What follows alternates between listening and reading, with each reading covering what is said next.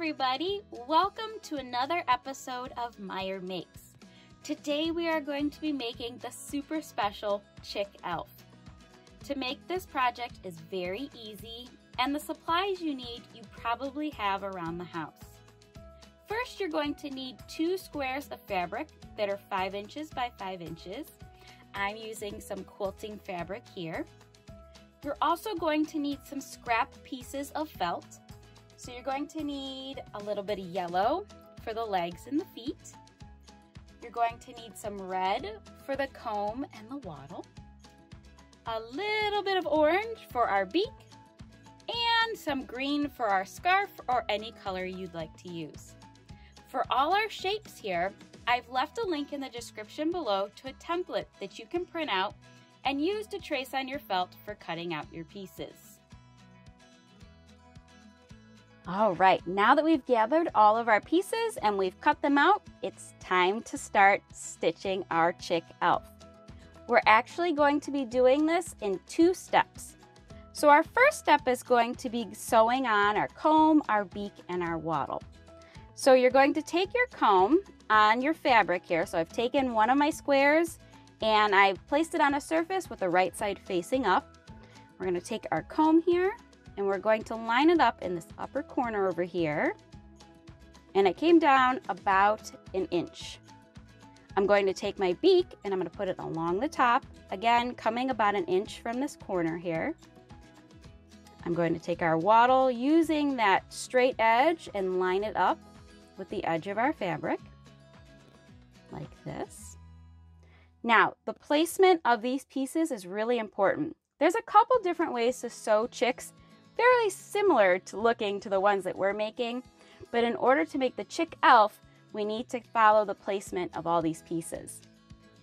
After your pieces are in place, go ahead and grab your other square piece of fabric, and we're gonna lay it down so the right sides are facing. And you can go ahead and pin your 2 pieces together, and you can even put a little pin here to hold your other felt pieces into place. I've drawn on my fabric here so you can see how we're going to stitch this. This is step 1 of stitching our chick elf. So we're going to stitch across the top, down the side. Down here at the bottom, we're going to come over, we're going to leave about 1 inch opening, and then we're going to finish stitching.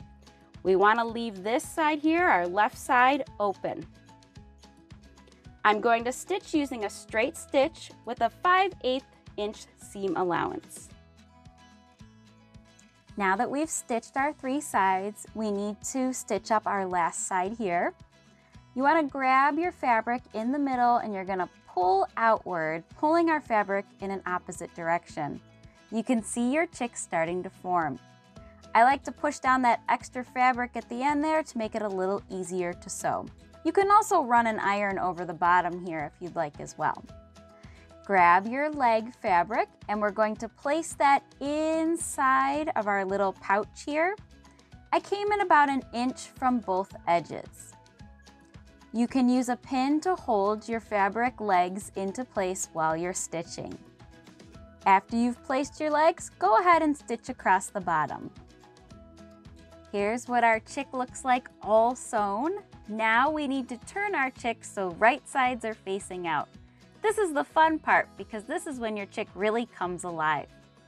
Find that hole we left when we were stitching and carefully turn your fabric right side out.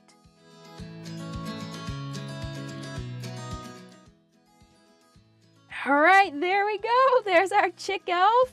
There's our little feet facing in the right direction. There's our beak and our comb here. So this is why it was super important to make sure that we line up those pieces in the right spot. If you don't, your feet may end up on the back side or your comb may be on the wrong side. So make sure to really keep an eye on the placement of all these pieces. Now it's time to stuff our chick elf. Now that our chick elf is all stitched up and turned to the right side, it's time to fill our chick.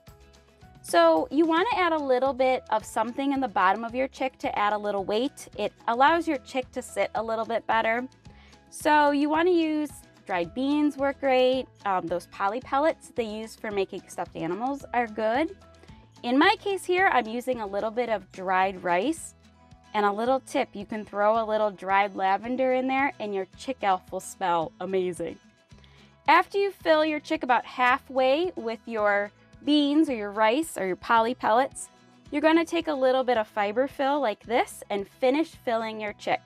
You want to really fill your chick so it's nice and full and all the corners stand out.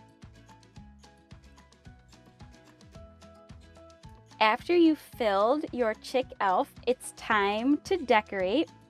You want to take a hot glue gun or some fabric glue and glue on the feet to your chick elf down here.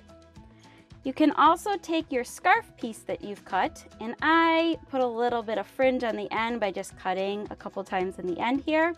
And I give my felt a very gentle pull, and this kind of stretch it out a little bit, makes it look more like a real scarf. I take my scarf and I put it behind the comb back here and then bring it across the front over our little wattle here, and I like to glue it down here. You could also add some eyes to your chick elf. You can sew some beads on, or you can use some Google eyes, whatever you like to do. And here's our chick elf all completed. I love the way these come out. Everyone is a little bit different and super unique. What a great gift idea. We want to see if you make a chick elf. If you create your own special chick elf, share a picture on social media using the hashtag MHChickElf. We can't wait to see your creations.